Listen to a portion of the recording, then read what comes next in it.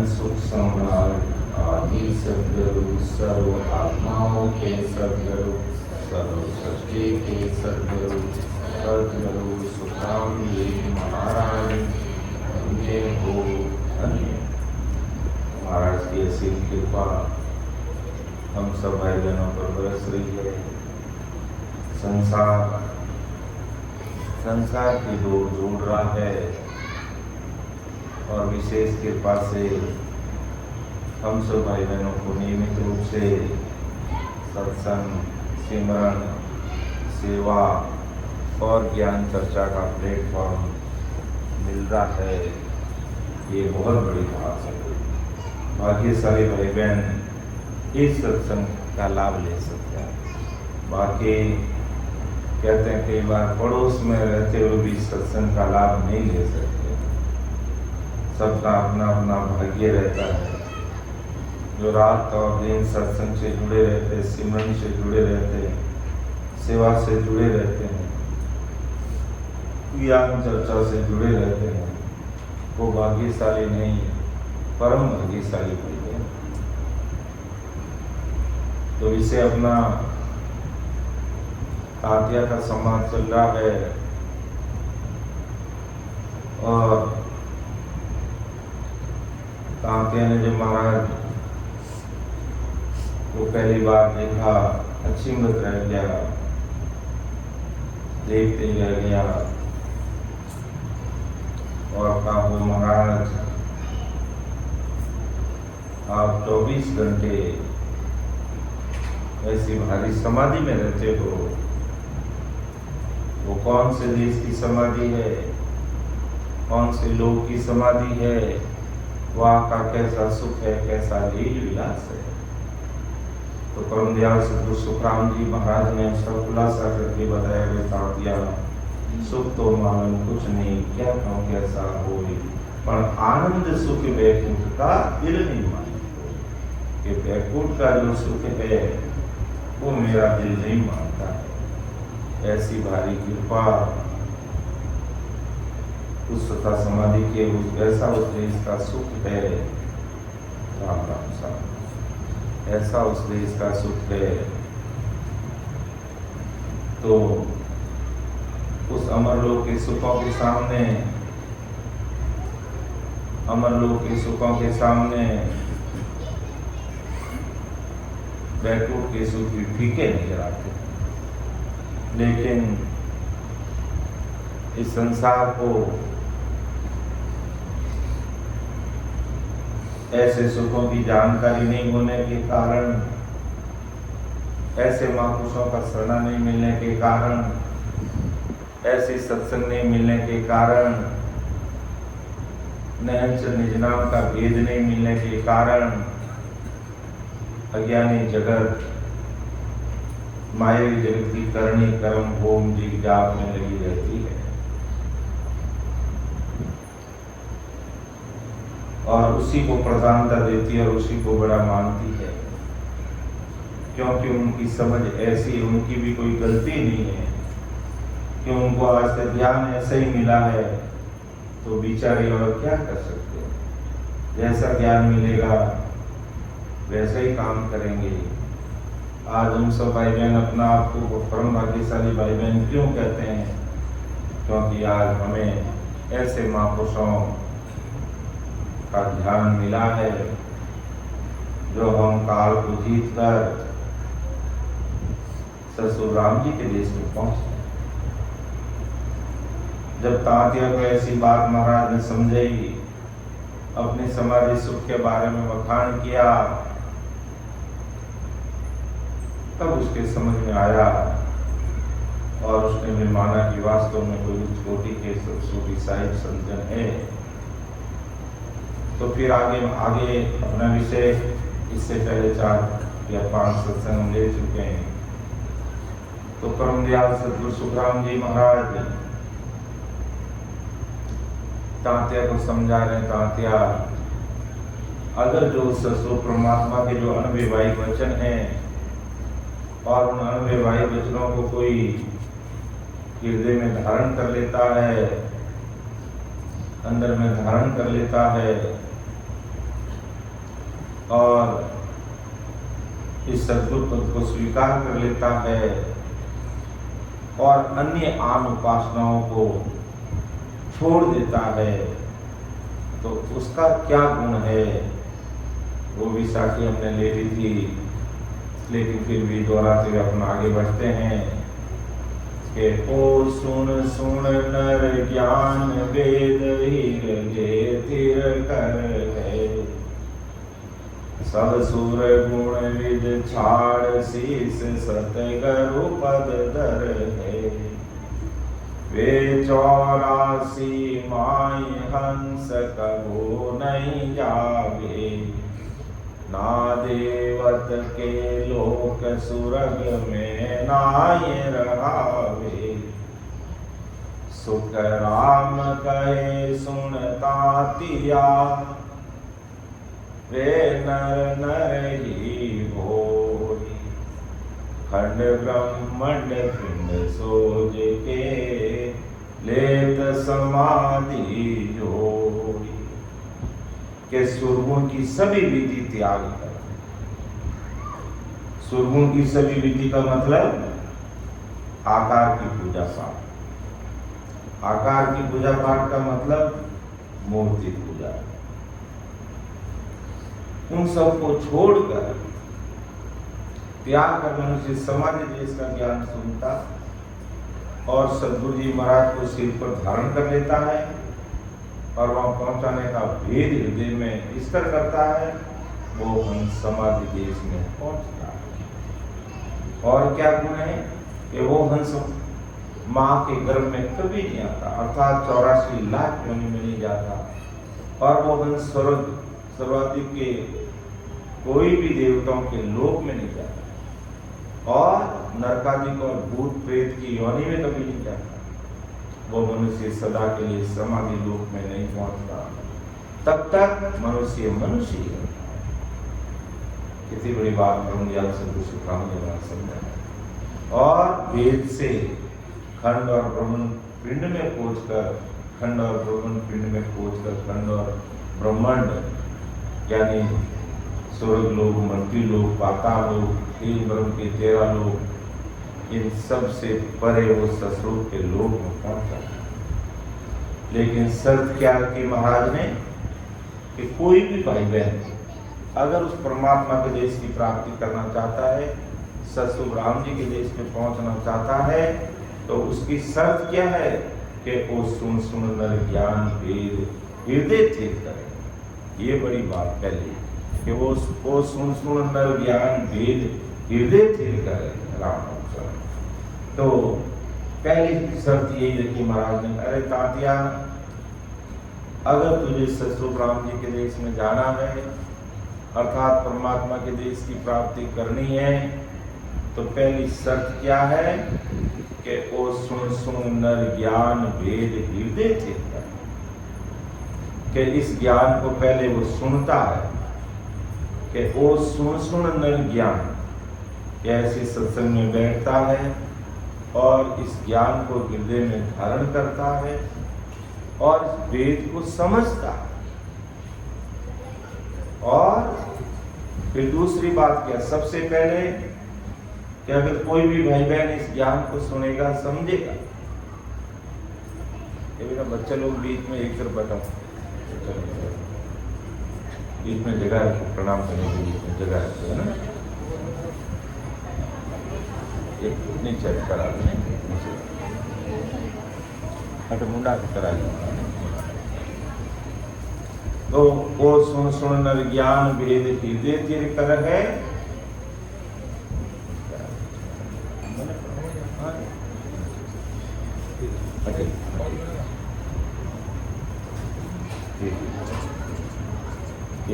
पकड़ो पूरा करा ठीक।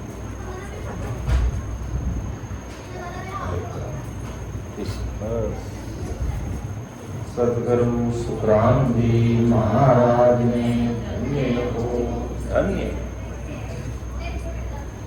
तो तत्कालीन समय में महाराज ने तांतिया को समझाया और आज महाराज हम सब भाई बहनों को समझा है कि मेरे संसार के प्यारे और न्यारे भाई बहन सुनो, समझो।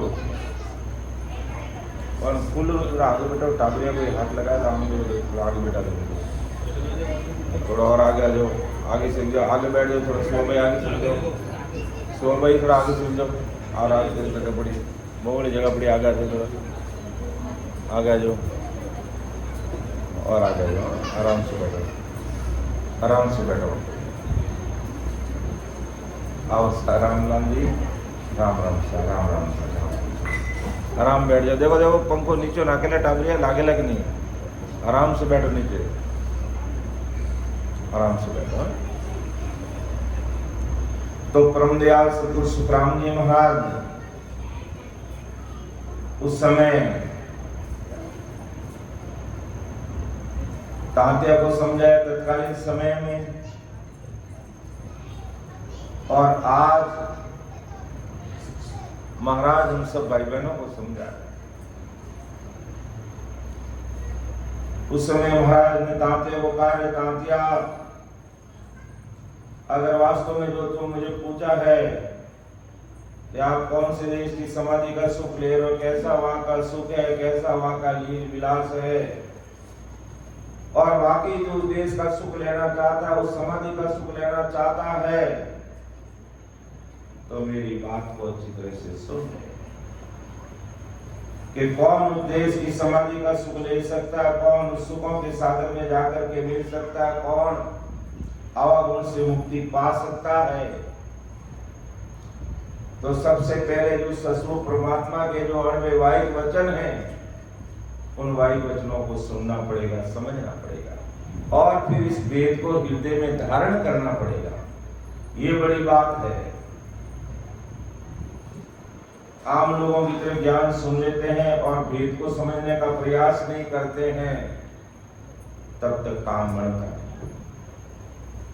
और वास्तव में अगर अमर देश में जाना है, उस सस्वरूप परमात्मा के देश की प्राप्ति करनी है, तो सब सुर गुण विद छाड़ शीस सतगुरु पद धर है।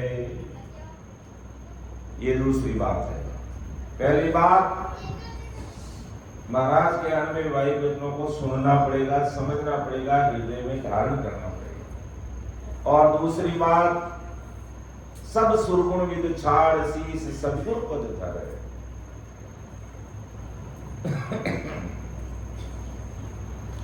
कि सुरगुण विद छाड़,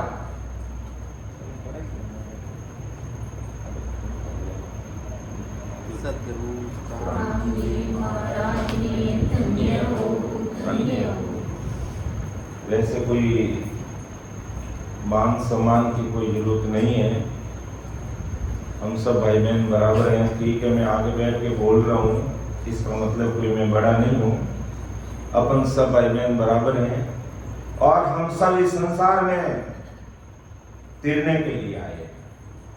किस लिए आए? यहाँ पर तिरने के लिए आए। और तारने वाले कौन है? परम दयाल अनंत सुख सम्राट आदि सद्गुरु सुखराम जी महाराज।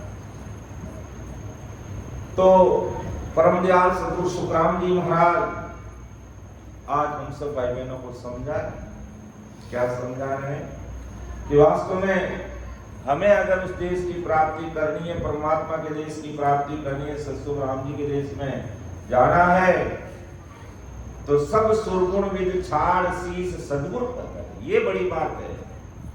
अगर कोई भाई बहन अमर लोग जाना चाहते हैं, सदा महासुखों के देश में पहुंचना चाहते हैं, तो सुरगुण आन उपासना जितनी भी है, हमें उनसे ऊपर उठना पड़ेगा। महाराज ने कोई टीका टिप्पणी नहीं की है कि अभी कोई देवता खराब है, ब्रह्मा विष्णु में खराब है, सब अपना अपना काम करते हैं। लेकिन अमर लोग जाना है और सतगुरु परमात्मा के देश की प्राप्ति करनी है, और पुण्य भवसागर में अगर धक्के नहीं खाने हैं, तो हमें उन सब से किनारा करना पड़ेगा। सरल सहज शब्दों में स्पष्ट बात महाराज यही कहना चाहते हैं। और अज्ञानी जगत ये करना नहीं चाहती है, दोनों हाथों में लड्डू रखना चाहती है। तो फिर काम बढ़ेगा नहीं। इसलिए उस समय महाराज ने तत्कालीन समय में तांत्या को समझाया, और आज महाराज ज्ञान गुरुदेव जी महाराज के रूप में अपन सब भाई बहनों को समझा रहे हैं। अमरलोक की प्राप्ति करना सब चाहते हैं, मां सुखों के देश में जाना सब चाहते हैं, लेकिन जाने के भेद को और भजन कोई करना नहीं चाहता, कोई सिमरन की बात नहीं करते हैं। अब मायावी जगत की कोई सत्संग रहती है और कोई बड़े बड़े गायक कलाकार आए हुए रहते हैं, तो लोगों की इतनी भीड़ रहती है, ये लोगों को संभालना भारी पड़ जाता है, क्योंकि वो हमारे कान इंद्री का जो सुख है उसे जोरदार मिलता है। क्यों? साज बाज गाने बजाने सब रहते हैं और सबको अच्छा लगता है। अर्थात 5, 25, 4 में इतुत नाटा जाए। ध्यान समाधि में लिखी महाराज ने साकी कि 5, 25, 4 में इतुत नाटा जाए, अर्थात पूरा संसार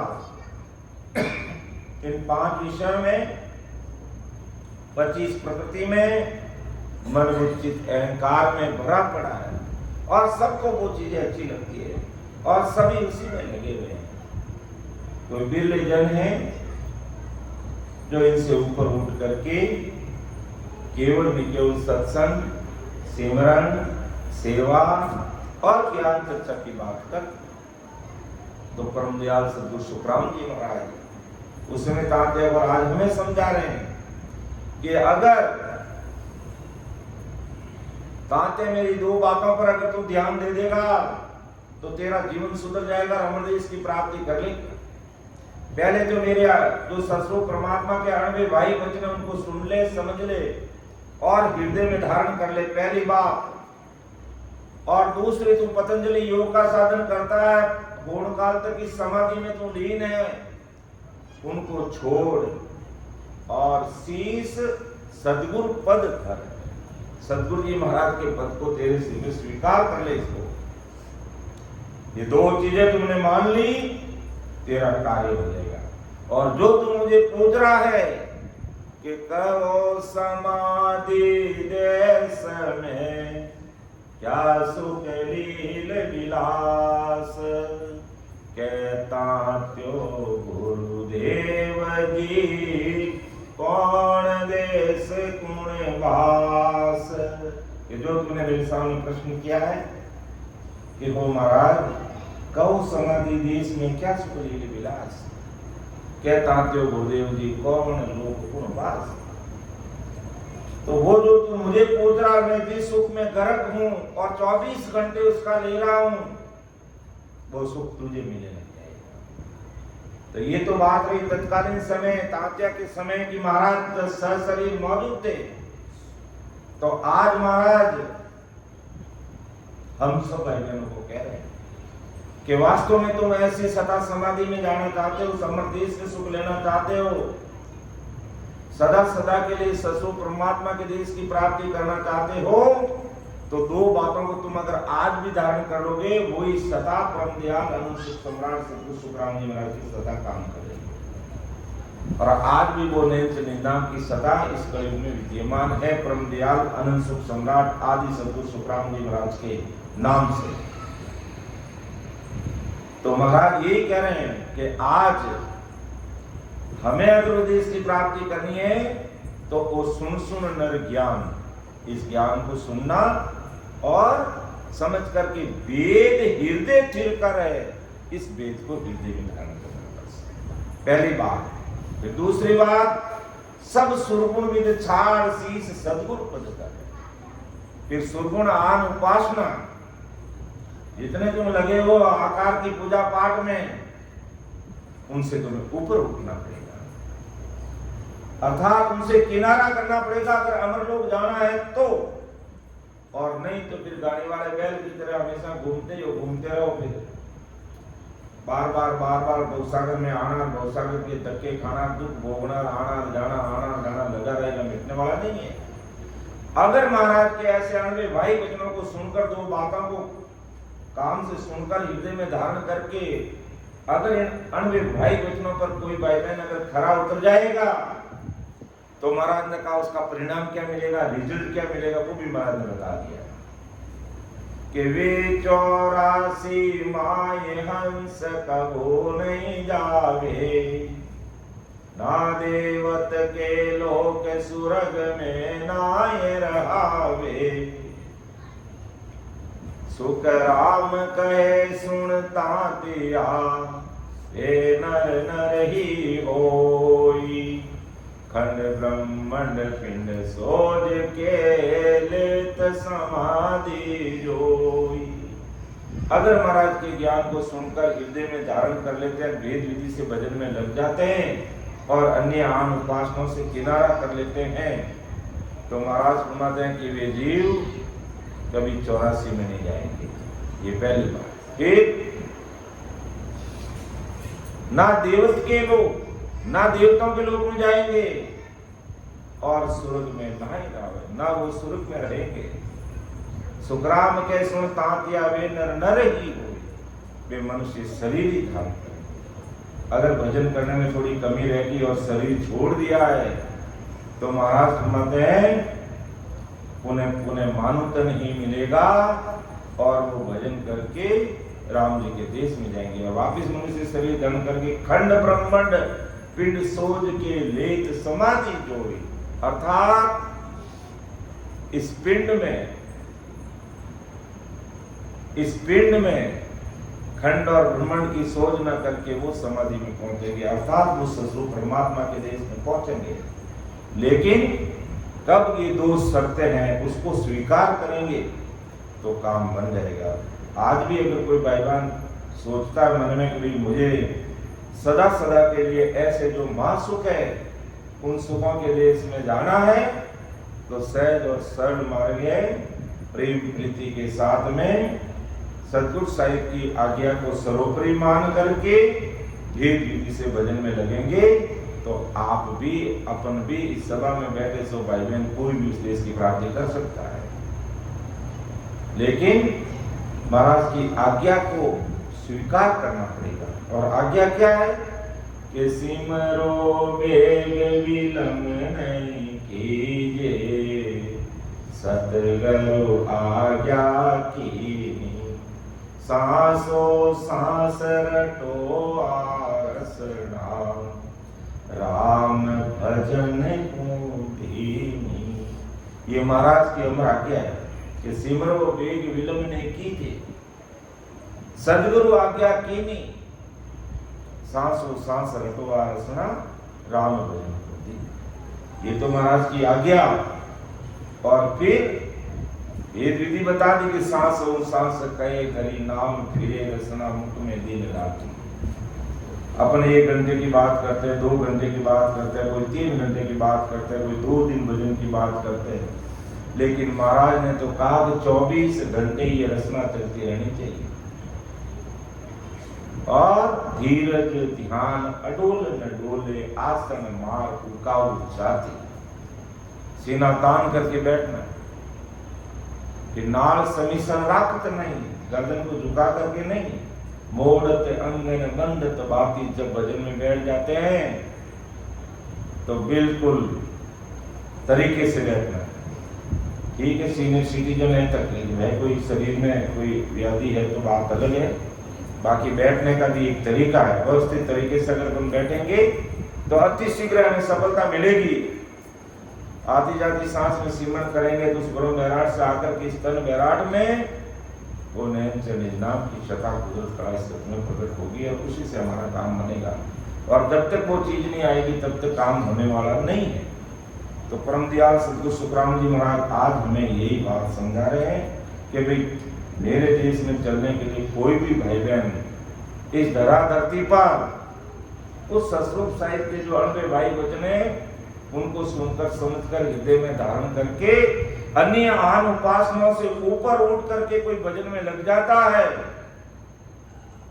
तो वो अमर देश की प्राप्ति करता है। आज नहीं तो कल वे 84 माए हंस कबू नहीं जावे, ना देवत के लोग स्वर्ग में नाई रावे। सुखराम के सुन तांत्या वे नर नर ही होई। अगर भजन में कमी रह गई और शरीर छोड़ दिया है तो पुनः वो मनुष्य शरीर में आएगा और कुदरती रामसनी परिवार में जन्म लेगा और जन्मते ही उसको गुटकी राम नाम की मिलेगी। जन्मते ही ये महाराज की कुदरत का करिश्मा है। ऐसा कुदरत का करिश्मा है कि भजन करने वाला भाई बहन है और उसने शरीर छोड़ दिया है तो पुनः कुदरती राम जी महाराज का ही उसको घर मिलेगा, मानव तन मिलेगा और भजन करके वो अमर देश ही जाएगा। ना 84 में जाएगा, ना देवताओं के लोक में, ना कोई स्वर्ग में, ना कोई त्रिगुण माया ब्रह्मा विष्णु महेश के लोक में या तीन ब्रह्म के 13 लोक में, कहीं वो जाने वाला नहीं है।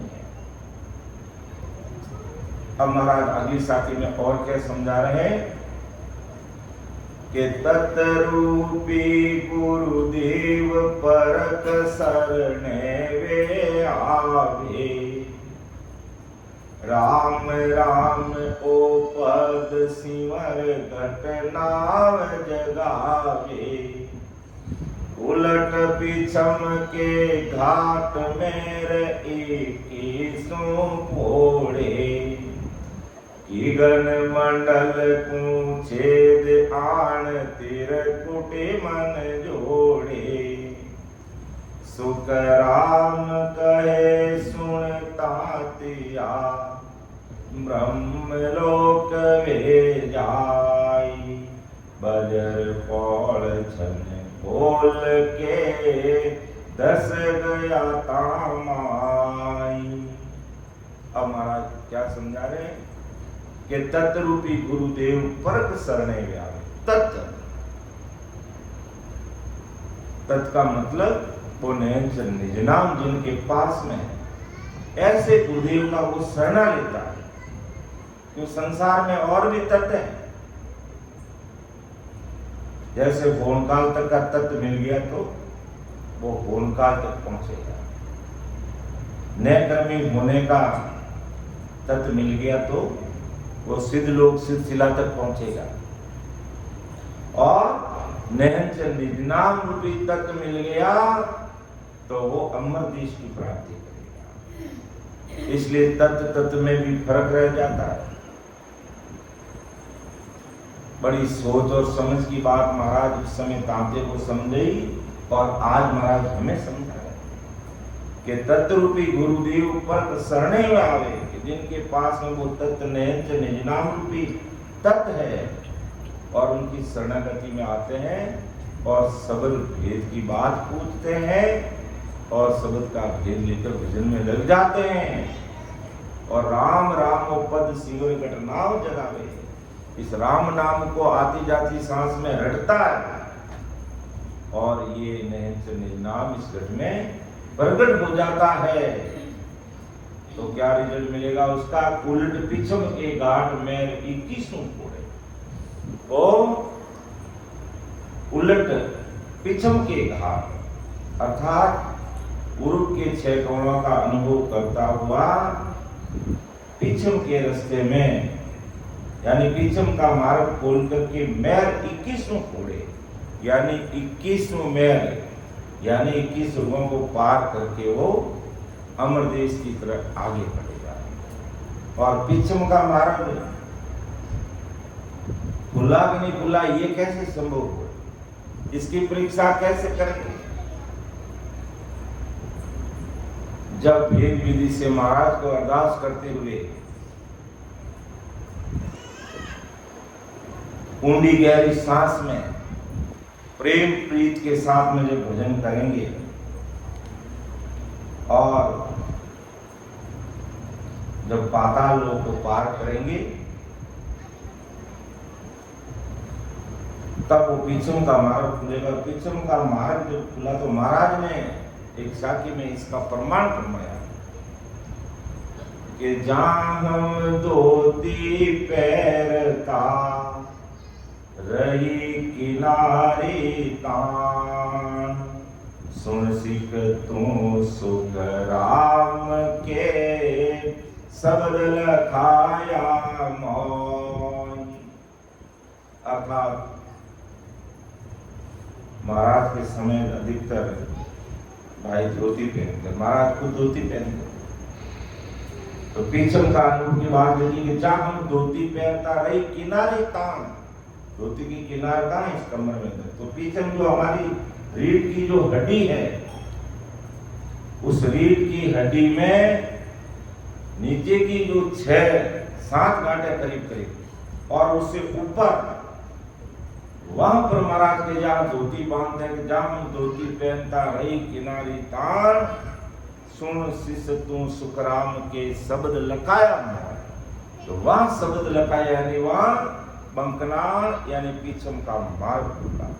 तो परम दयाल सद्गुरु सुखराम जी महाराज ताते उस समय समझा, आज हमें समझा रहे हैं कि भी ऐसे तत्रूपी गुरुदेव की कोई शरणागति में आता है और वेद विधि से सिमरन करता है, राम राम ओ पद शिवर गढ़ नाव जगावे, अर्थात उस नियंत्रण नाम को उस घट में प्रकट करता है, तो वो उलट पिछम के घाट में 21 फोड़े, अर्थात 21 मिलिए जो पिछम के 21 सुरगों को वो पार करके मेरुदंड पर आता है। अर्थात वो सर्वाइकल, मेरुदंड का मतलब विज्ञान की भाषा में उसको सर्वाइकल कहते हैं। और यहाँ पर आते ही मेरुदंड किसका मूल स्थान है? धर्मराय का। तो यहाँ पर नहंतरी जीवात्मा जब भजन करके 21 स्वर्गों को पार करके यहाँ पहुंचते ही जब धर्मराय के देश में आते हैं, तो महाराज ने कहा कि धर्मराय सिर पाँव दिराया, धर्मराय सिर पाँव दिराया, सुरत सबद तीनों चले में सुहाने, त्रिवेणी सुतलीना योग्या, गिगन मंडल घर किया योग्या, गिगन मंडल घर किया, दिन दिन रूप चले गई पर, दिन दिन रूप चले गई पर, माँ रस दिया हो जोग्या, गिगन मंडल घर किया हो जोग्या, गिगन मंडल घर किया। क्या रे जोगिया, क्या हमने गिगन मंडल में घर किया है, और जगत और संसार इस खंड में घर कर रहे हैं, और ये संसार के घर निवास स्थान न जाने कब खत्म हो जाएंगे, कोई भरोसा नहीं है। काल कसई कब अपनी करतूत दिखाए और कब क्या हो जाए, कोई भरोसा नहीं है। जो आज हम जीता जागता उदाहरण देख रहे हैं, आज खाड़ी देशों की क्या हालात है, बड़े बड़े बिल्डिंग 1 सेकंड में धराशायी हो रहे हैं, 1 सेकंड में। पता ही नहीं चला कि यहाँ पर कुछ था पहले। तो संसार का कितना ही बड़ा निवास स्थान है, आज नहीं कल मिटने वाला है, इसलिए घर हमें भी बनाना है, लेकिन आगे का घर बनाना है। और आगे का घर कब बनेगा? इस संसार में आन उपासना में लगे रहेंगे, करनी कर्म जप तप तीर्थ व्रत होम दीप जाप ऐसे काम में लगेंगे, तब अगला घर बनेगा नहीं। इन सब से ऊपर उठ करके सद्गुरु शरणा लेकर के भेद विधि से आती जाती सांस में बराबर 2-2 घंटे 4-4 घंटे बैठना पड़ेगा, तब जाकर के वो धीरे धीरे धीरे धीरे अमर देश का घर बनेगा। और एक समय ऐसा आएगा कि हम खुद उस देश में पहुंच जाएंगे। तो यही बात महाराज तत्कालीन समय तात्या को कही और आज महाराज हम सब भाई बहनों को कह रहे हैं कि भी अगर वास्तव में तुझे उस अमर देश की प्राप्ति करनी है तो ऐसे तत्रूपी गुरुदेव पर शरणे में आओ कि वो जीव ऐसे तत्रूपी गुरुदेव संसार में खूब है। 3 लोग की भक्ति करने वाले भी है, त्रिगुण माया की भक्ति करने वाले भी है, सब अलग अलग प्रकार की खूब सारी भक्तियां संसार में भरी पड़ी है। लेकिन वो निरंतर तत्व जिसके पास में है उस तत्व को पहचानना है। पूर्ण काल के तत्व वाले गुरु भी खूब है, नए कर्मी कर्मों को काट काट के सिलसिला तक पहुंचने वाले वो भी गुरु खूब है। लेकिन जिसके पास में निरंतर रूपी तत्व है, ऐसे संतों का सानिध्य लेकर परीक्षा करके उनके शरण में आना पड़ेगा, जाना पड़ेगा। उसके लिए बुद्धि दिल दिमाग लगाना पड़ेगा और फिर राम राम उपद शिविर नाव देगा और इस राम राम को हमें रखना पड़ेगा और दूसरा कोई उपाय नहीं है। अन्य भक्तियों में तो करनी कर्म जप तप होम दीप जाप अपन भी कर सकते हैं और दूसरों से भी करवा सकते हैं, लेकिन ये राम राम का जो नाम है ये हमें खुद को ही रखना पड़ेगा, तभी ही वो नाम इस घट में प्रकट होगा। और फिर उलट पिचम के घाट में 21 फोड़े, फिर पिचम रास्ते से उलटते हुए 21 रूपों को पार करके हुए धर्मराज के देश को जीत करके गगन मंडल को छेद आण त्रिपुटी मन जोड़े, अर्थात तीनों चली मैर सु आगे त्रिपुटी संगम किया, त्रिवेणी संगम किया, तीनों चले मैर सु आगे। यानी जैसे ही धर्मराय के देश में पहुंचे और यहाँ से सर्वाइकल से मेरुदंड से हमारा जो दाहिना हाथ है जीवना हाथ है इधर से पिंगला और हमारा जो दावा हाथ है हमारा जो लेफ्ट हैंड है इधर से ईड़ा और गगन मंडल को छेद यानी 10वें द्वार के नीचे से सुकमणा होती हुई हमारी त्रिपुटी में आएगी। तो गगन मंडल को छेद आण त्रिपुटी मन जोड़े, अर्थात भजन करते करते अनुभव में जब ये चीजें घटित होगी तब वो काम पहुंचेगा त्रिपुटी में।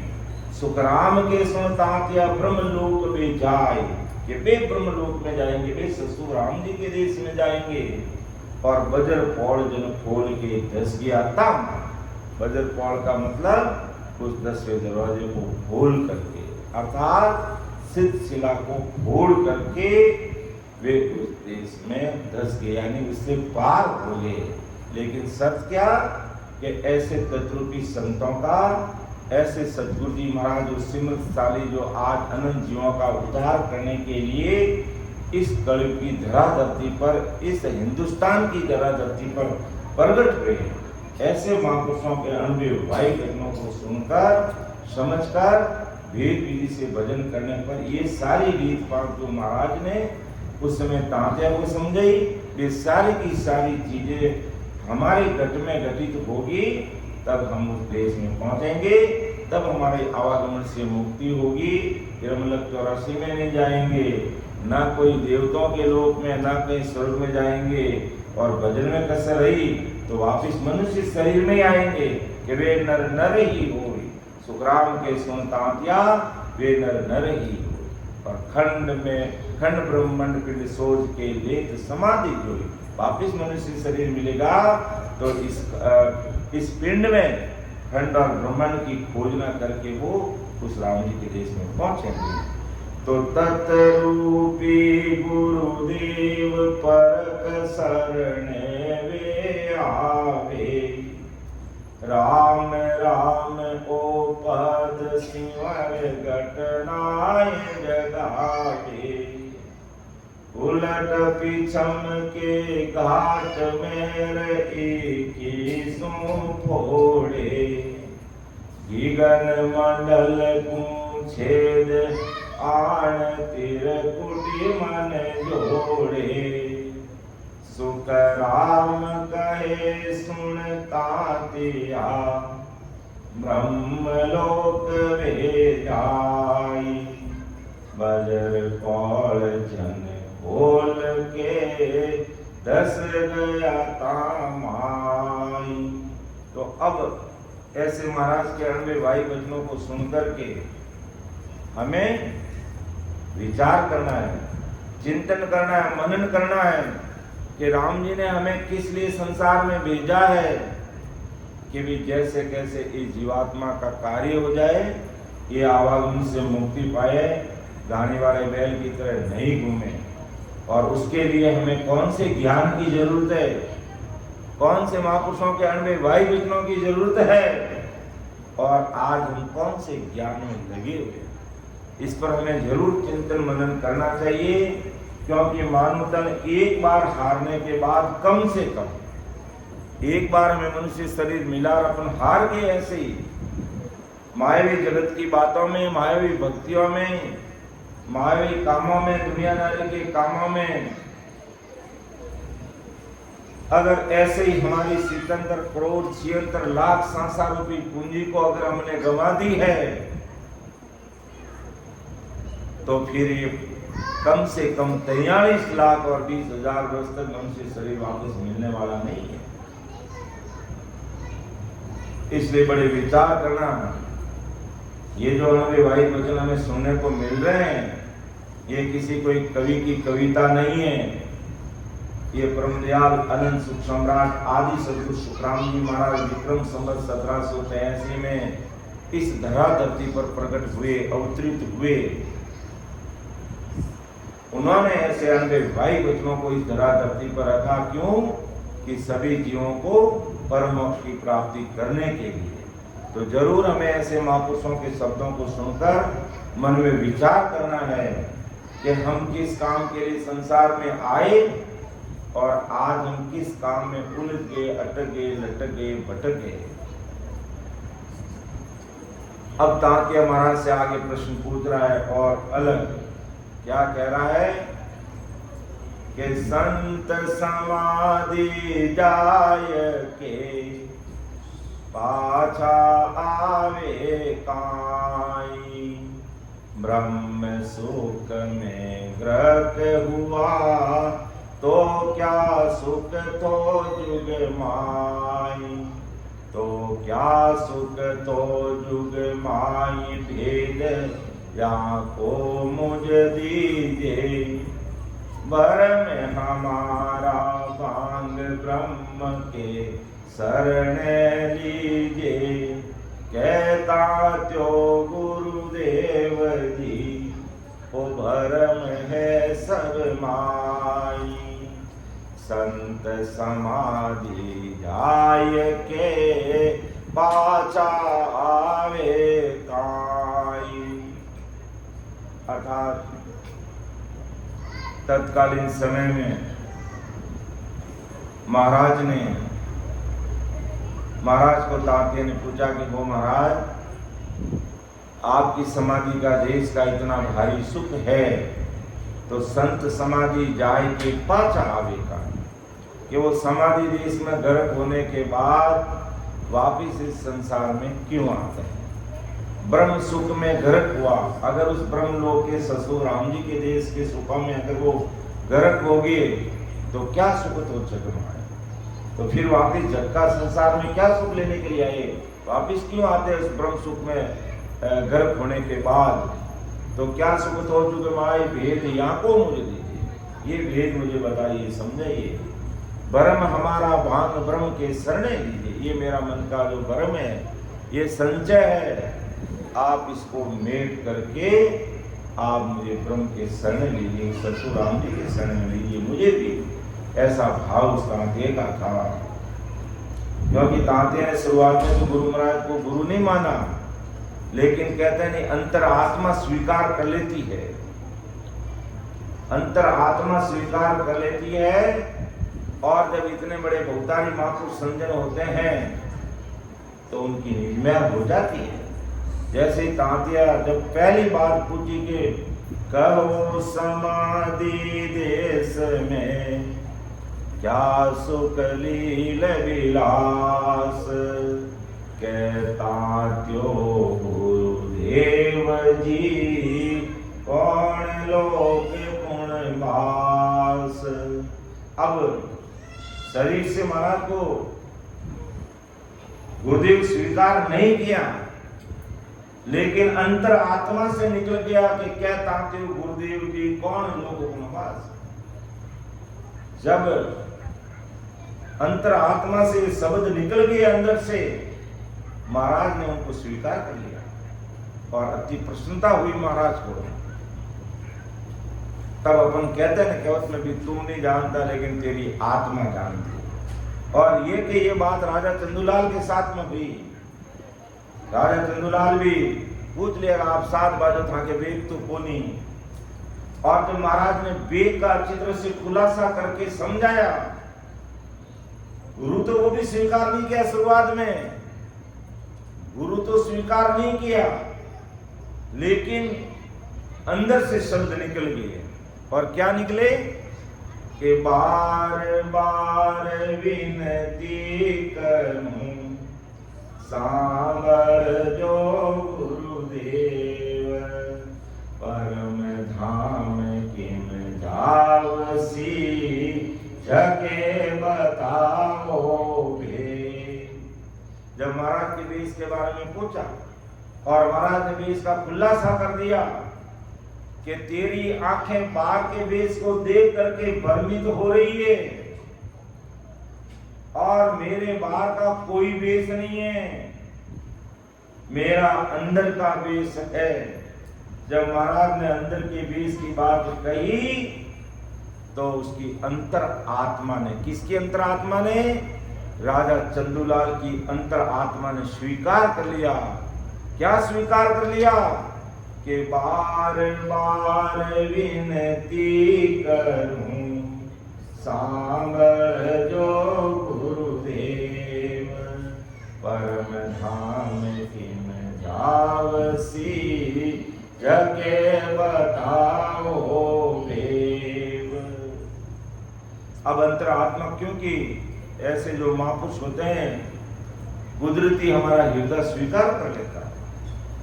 और जब राजा चंदूलाल ने शरीर से गुरु नहीं माना, लास्ट में फिर पूरा महाराज एक एक चीज को खोलकर विस्तार पूर्वक समझे, तब लास्ट में कहा कि सदगुरु होकर दीक्षा दीजिए।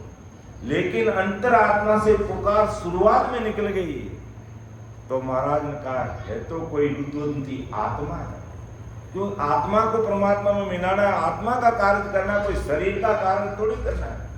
शरीर तो मुट्ठी राख होने वाला है। जब आत्मा से ऐसी पुकार निकली कि बार बार विनती करूं सांभल जो गुरुदेव, परम धाम की में जाओ से झके बताओ भी, तब महाराज को बड़ी प्रसन्नता हुई कि परम धाम की बात कर रहा और मुझे गुरुदेव कह रहा है। स्वीकार नहीं किया लेकिन अंदर से निकल गया। और ये बात किसके साथ में हुई? तांते के साथ में। गुरुदेव स्वीकार नहीं किया, केवल पूछ रहा समाधि देश का क्या सुख है, क्योंकि महाराज 24 घंटे उस सतरूप समाधि में स्थित थे और समाधि तांते भी लगाता था, लेकिन पूर्ण काल तक की समाधि, पतंजलि योग करने वाला था। लेकिन जब महाराज को देखा कि 24 घंटे उस सुख में, तब का कहो समाधि देश में क्या सुख लील विलास, कहता तो गुरुदेव जी, गुरुदेव स्वीकार किया। तब महाराज ने एक एक चीज को विस्तार पूर्वक तांत्या को भी समझाया और राजा चंदूलाल को भी समझाया और अपना कर लिया, क्योंकि कार्य आत्मा का करना है और आत्मा ने स्वीकार कर लिया। तो फिर वो बहुतारी संत कभी जीवात्मा को इस संसार में अटकने भटकने लटकने नहीं देते। ये महापुरुषों का पराक्रम है, उस सता का पराक्रम है। और आज की तारीख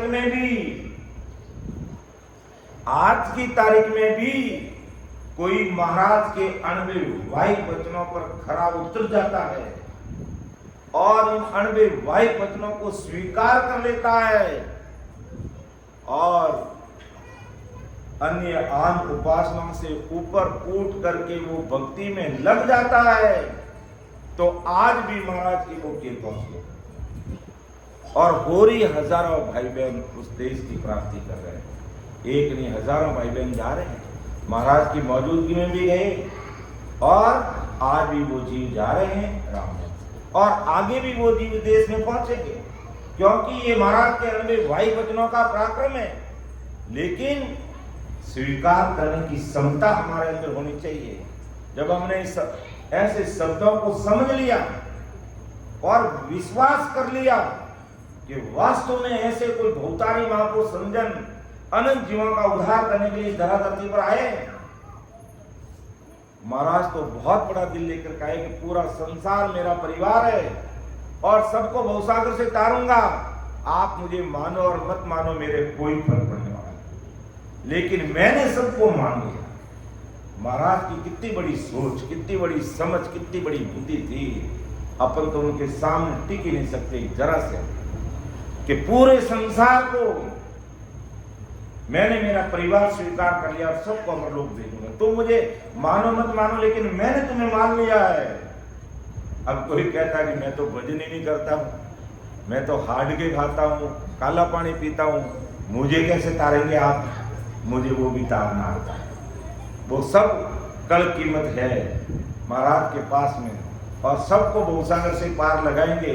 और कलयुग की उम्र है 4,32,000 वर्ष तक। तो कलयुग वारो मोक को भरत खंड के माई, भजन करे सो जीव रे वारे उपजे राय। जो भजन करेगा उसके ये कुदरत का प्रकट, और वो जीव मोक्ष में जाएगा, उसे कोई नहीं रोक सकता, क्योंकि महाराज की सत्ता इस हिंदुस्तान की धरा धरती पर विद्यमान है। कि कलयुग वारो मोक्ष को भरतखंड में, कोई अमेरिका, जापान, पाकिस्तान की बात नहीं की है महाराज ने, इस हिंदुस्तान की धरा धरती की बात की। और आप भी इस हिंदुस्तान की धरा धरती पर प्रकट हुए हैं। तो आज हिंदुस्तान पहले भी विश्व गुरु था, आज भी विश्व गुरु है, और आने वाले समय में विश्व गुरु रहेगा। क्यों रहेगा? क्योंकि ऐसे महापुरुष इस धरा धरती पर प्रकट हुए हैं, और उनकी सदा आज हिंदुस्तान की धरा धरती पर मौजूद है। इसलिए आज पूरी दुनिया हिंदुस्तान से आशा रखती है। हिंदुस्तान किसी से आशा नहीं रखता है, पूरी दुनिया हिंदुस्तान से आशा रखती है। क्योंकि इस धरा धरती पर ऐसे ही कबीर साहब, दादू साहब, दरियाव महाराज, परम दयाल, अनंत सुख सम्राट आदि सदगुरु सुखराम जी महाराज जैसे महापुरुष इस धरा धरती पर प्रकट हुए। भगवंता ने धन्य हो, धन्य। तो आज उस समय महाराज तात्या को समझाया, आज महाराज हमें समझा रहे हैं। तो तात्या के मन में प्रश्न आ गया कि वो महाराज, आपके देश की समाधि का ऐसा सुख है, तो फिर समाधि देश में जाने के बाद में संत वापिस संसार में क्यों आते हैं? ऐसा कौन सा सुख उस ब्रह्मलोक में नहीं था, ससुर राम जी के देश में नहीं था? ऐसा क्या सुख है जो संसार में था कि समाधि में पहुंचने के बाद भी वापिस संसार में आ जाते हैं? ये क्या कारण है? ये मेरा भ्रम हमारा भांग कर ब्रह्म के शरणे, मेरा इस भ्रम को, मेरे इस संशय को मिटा करके ब्रह्म यानी राम जी के शरणे ले लो। कहता त्यो गुरुदेव जी, ओ गुरुदेव जी मुझे मेरा भ्रम भांगिए। ओ भ्रम है सब माए, संत समाधि जाए के पाछा। फिर महाराज ने इस प्रश्न, तात्या के इस प्रश्न का जवाब अगली साखी में अच्छी तरह से दिया है कि जैसे मान लो मौजूद संजन है और ससुर राम जी के देश की समाधि का सुख ले रहे हैं, 10वें दरवाजे के परे वो अखंड ध्वनि और सता समाधि का सुख ले रहे हैं, तो वो संसार में वापिस संसार के काम में क्यों काम करते हैं? तो महाराज ने अगली साथी में इस बात का जवाब दिया, उत्तर दिया, और उस समय तात्या को समझाया, और आज महाराज हमें समझा रहे हैं। तो तत्कालीन समय में जैसी परिस्थितियां गई, उसी का दाखला, उसी का उदाहरण, उसी का एग्जाम्पल देकर के महाराज समझा रहे हैं। बहुत ही भारी शब्द महाराज के हमें विचार करना चाहिए। जो भाई बहन महाराज के अंगे भाई वचनों पर सुनकर समझकर जो खरे उतर रहे हैं, वो धन्य धन्य भाई बहन हैं। उनको एक बार नहीं कोटि कोटि नमन है, नमस्कार है, प्रणाम है। और कोई भाई बहन नए हैं और कभी भी ऐसे महापुरुषों के अंगे भाई वचनों को नहीं सुना है और आज सुन रहे हैं, तो जरूर विचार करना कि हमारी जीवात्मा का कार्य कैसे होगा। क्या हम संसार के आन उपासना और शारीरिक सुखों की, मायावी जगत के सुखों की, दुनियादारी के सुखों की, घर की गांगृत के सुखों की, इस पर ही बात करते रहेंगे, या ही हमारी आत्मा परमात्मा के देश में पहुंचेगी, उस पर भी हम कभी विचार करेंगे। क्या शरीर की शादी पर हम लाखों करोड़ों रुपये खर्च कर रहे हैं, क्या आत्मा की शादी पर भी कुछ खर्चा करना सीखेंगे? अब कहें आत्मा की शादी, ये फिर कह सकती है आत्मा की शादी का मतलब क्या? इस जीवात्मा को परमात्मा से मिलाना, यही है आत्मा की शादी। और उसके लिए खर्चा क्या कि बैठ करके है जो सत्संग, सिमरन, सेवा, ज्ञान चर्चा का प्लेटफॉर्म और भाई बहनों को उपलब्ध कराना। तो महाराज अगली साखी में तांते का जवाब दे रहे हैं कि संत समाधि देश में वापस क्यों आते हैं कि जड़ में डारा गांगड़ी तुरत गले नहीं काई, नारी कर सुसाय के फिर लेत उठाई, फिर लेत उठाई, फिर पाछी ले डारे, यूं 10-15 बार निमक सब ही पुंगारे। सुख राम कहे सुन तातिया, यूं जन आवे जाई, जड़ में डारिया लूण रे, तुरत गले नहीं माई। बहुत ही सहज संसार का दृष्टांत देकर महाराज ने समझाया, क्योंकि जब महाराज आज हम 30 शताब्दी दिवस मना रहे हैं, 300 वर्ष महाराज को पूरे हो गए। अभी जो महाराज का जन्मदिन गया है, इस जन्मदिन पर महाराज इस धरा धरती पर प्रकट हुए 300 वर्ष हो गए। ये 30 शताब्दी उत्सव मनाया जा रहा है और उसी उपलक्ष्य में भी ये सत्संग कार्यक्रम उसका एक हिस्सा है। तो 300 वर्ष पहले आज जो सेंधा नमक के जो पैकेट आते हैं, टाटा नमक है, अलग अलग प्रकार के नमक, पिसा हुआ नमक मिलता। पहले जमाने में ऐसा नमक नहीं मिलता था। तो नमक आका नमक यानी नमक डले के रूप में मिलता था, डलिया, नमक की डलिया मिलती थी उस समय। और उस डलियों को डायरेक्ट सीधा आटे में डाल के थोड़ी काम में लिया जाता था। तो पहले क्या करते कि जल में डाले गांगड़ी, तुरंत गले नहीं थे। अगर हम हमारे सामने पानी और पानी के अंदर तुरंत हमने नमक की डली डाल दी तो तुरंत थोड़ी गलेगी। तो पहले जमाने में आटे में नमक मिलाने के लिए माताएं बहनें क्या करती कि अपनी परात, जो भी मिट्टी की परात रही होगी उस जमाने में, या लकड़ी की रही होगी और किसी के पास तांबे की भी रही होगी, तो उसमें आटा ले लेते और आटा के बीच में एक गड्ढा बनाते हैं, उसमें पानी डाल देते और जितना नमक डालना होता वो नमक है उस पानी में डालते। और वो माताएं बहनें क्या करती कि उस नमक को पानी में भिगो करके हाथ में मसल करके फिर डालती, फिर मसलती, फिर डालती, फिर मसलती, फिर डालती, फिर मसलती। तो नारी करसों साय के फिर लेत उठाए, फिर लेत उठाए, फिर पाछो ले डारे, यूं 10-15 बार निमक सब ही पुंगारे। तो इस प्रकार 10-15 बार ऐसे अभ्यास करती, तब वो नमक की जो डलियां थी वो पानी में मिल जाती और वो नमक वापस दिखाई नहीं देता। और फिर उससे वो आटा पोषण करके रोटी बना करके उस समय सभी भाई बहन जीवते। तो परम दयाल सद्गुरु सुखराम जी महाराज फरमाना क्या चाहता कि यूं 10-15 बार निमक सब ही पुंगारे, सुखराम के सुनता क्या यूं जन आवे जाए। कि जैसे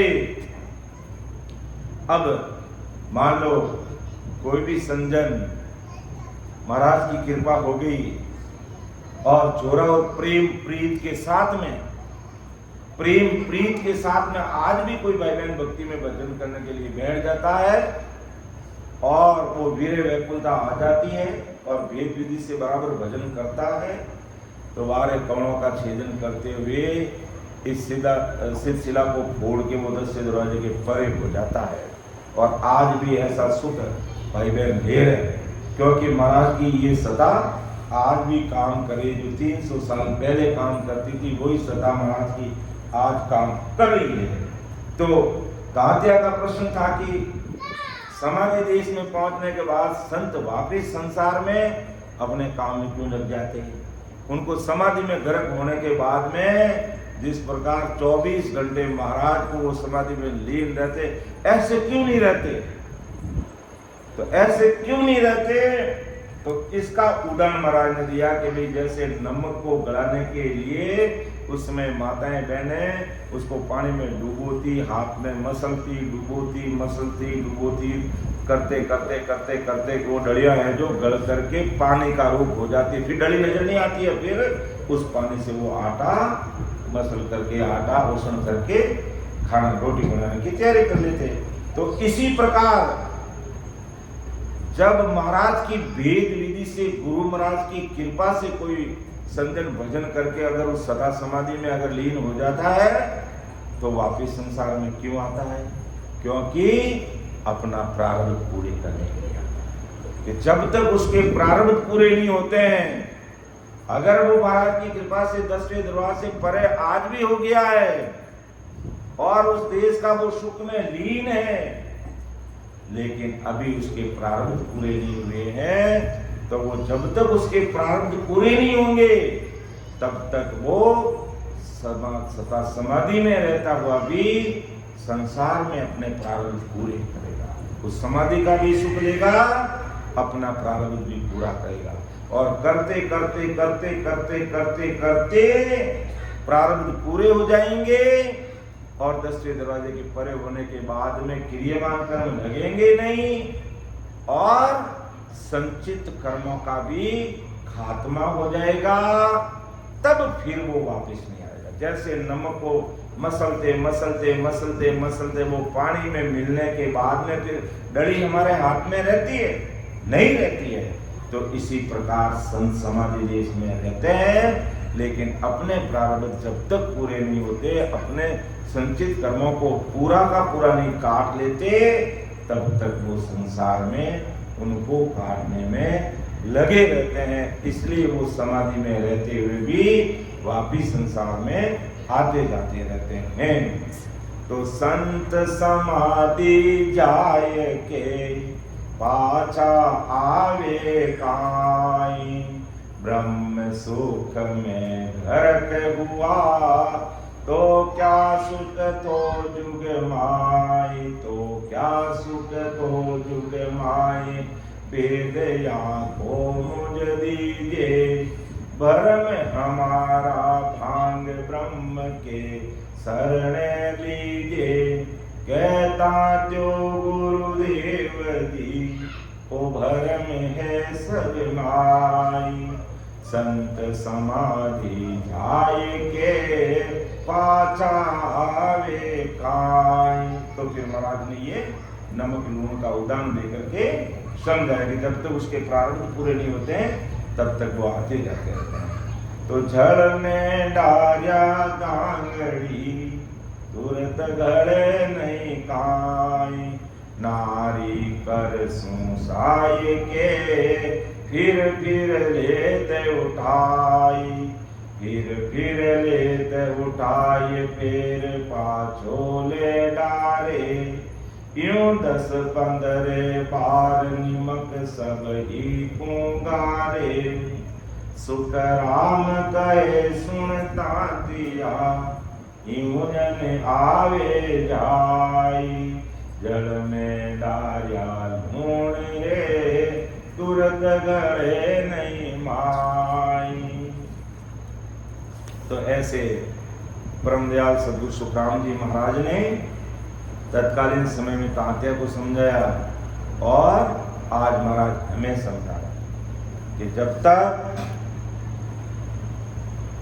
हमारे संचित कर्मों का खात्मा नहीं होता, प्रारब्ध पूरे नहीं होते, तब तक हमें रात और दिन लगे रहना। 1 घंटा 2 घंटा से कुछ भी होने वाला नहीं है। कि मैं रोज 2 घंटे भजन करता हूँ, 3 घंटे करता हूँ, कोई 2 घंटे दिन करते हैं, 4 दिन करते हैं और फिर 10 दिन नहीं करते हैं, तो फिर क्या हिसाब ना भाई। इसलिए महाराज ने तो कहा कि सांस सांस कहे हरि नाम फिरे रसना मुख में दिन राती, रात और दिन ये रचना चलती रहनी चाहिए, बस रात और दिन। और जब अंदर का सुख लेना है तो कम से कम 2-3 घंटे बैठना चाहिए। 2-3 घंटे के लिए हमें बैठना ही बैठना है, इतना तो हमें काम करना ही करना है। और जब काम धंधे करते हैं, हाथ का मुख राम हृदय सांची प्रीत दरिया ग्रह संत की आई उत्तम दी, हाथ से काम करें जैसे, तो उसमें हमारी रचना चलती रहनी चाहिए, रुकनी नहीं चाहिए। तब हमारे संचित कर्म कटेंगे, तब हमारे प्रारब्ध कर्म शील होकर के पूरे होंगे और क्रियमान कर्म लगेंगे नहीं। केवल बातों से तो काम होगा नहीं भाई, चलो हमने सत्संग कार्यक्रम रखा, सुन लिया, 2 दिन हमने भजन भी कर लिया और वापिस भजन की तरफ हम ध्यान ही नहीं देते हैं, तो कैसे हमारा काम होगा भाई।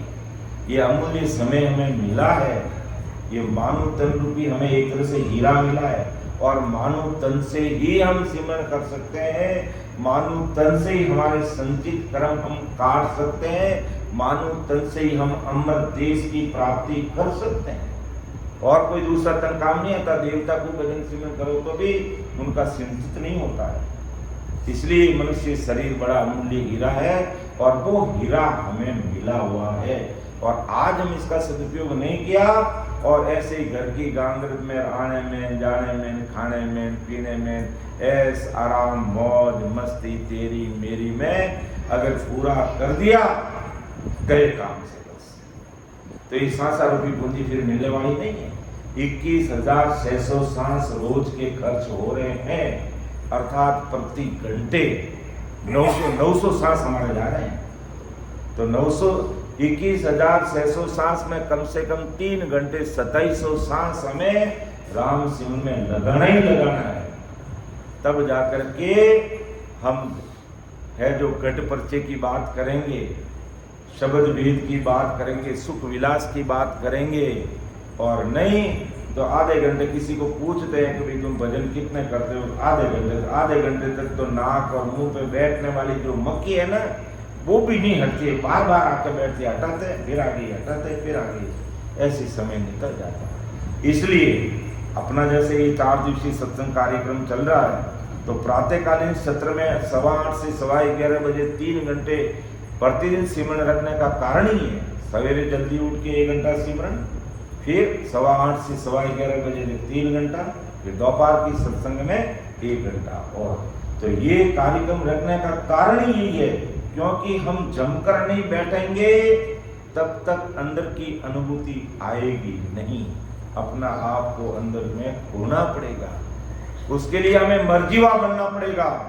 जैसे समुद्र में मोती निकालने वाला है तो वो मर्जीवा बनता है।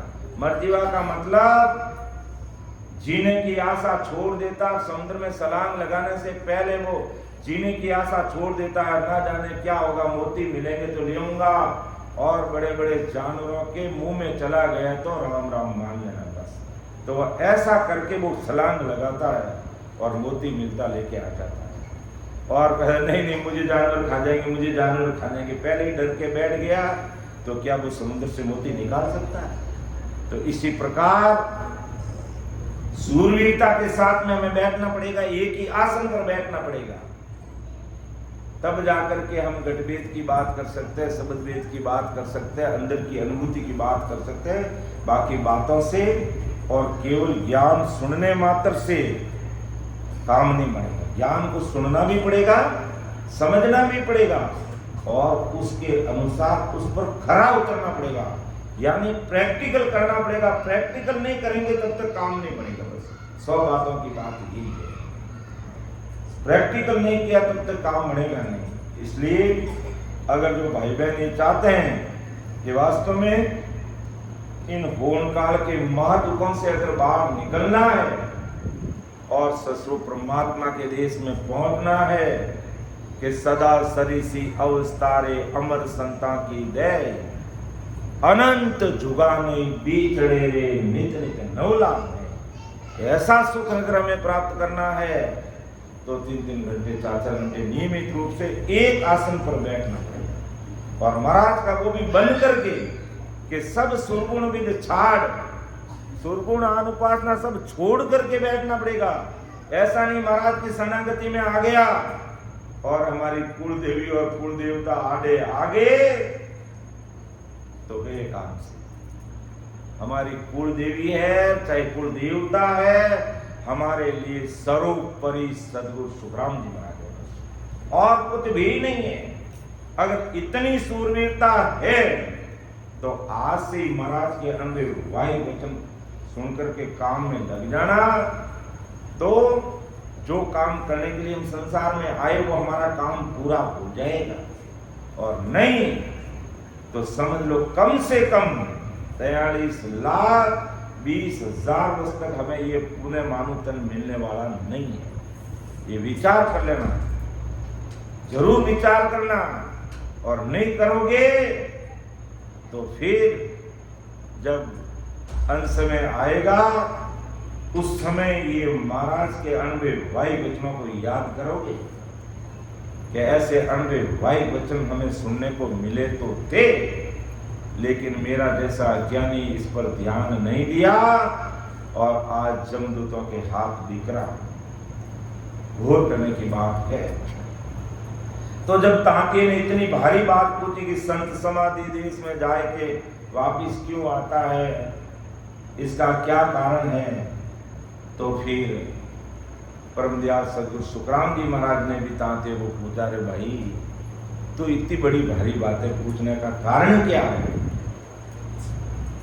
कि तुम ए भारी बात रे क्यों बूझत है आई, तेरे और क्या भाव है सो मुझे कहो सुनाई, सो मुझे कहो सुनाए। एक तो हर पद चाहिए, एक सुनन की बात परखते सो त्यों कहिए। सुख राम कहे सुनता तिया, दोई भाव जग माई। तू आभारी बात रे क्यों बूझत है आई। जब इतने बड़े महापुरुष के सामने जब वो इतनी भारी बात कर रहा है तो परम दयाल सदगुरु सुखराम जी महाराज ताते हो काले ताते, तो ऐसी भारी बात मुझसे किस लिए पूछ रहा है, क्या कारण है, तेरे हृदय में क्या भावना है, वह मुझे तू स्पष्ट करके बता। तू चाहता क्या है? एक तो माया के परे का हर पद चाहिए तुझे, या तेरे मन में मेरी बातें सुनने की चाहना है? ये मेरे कोई तू परीक्षा ले रहा है, मेरी परीक्षा करना चाहता है? ये बता तेरा कैसा भाव है तात्या, जगत में हर पद पाने या माया के पद में जैसे तैसे रहने की, ऐसे ये दो भाव है। अब तू माया के पद में रहने के लिए पूछ रहा है या ससुर राम जी के देश में जाने के लिए पूछ रहा है?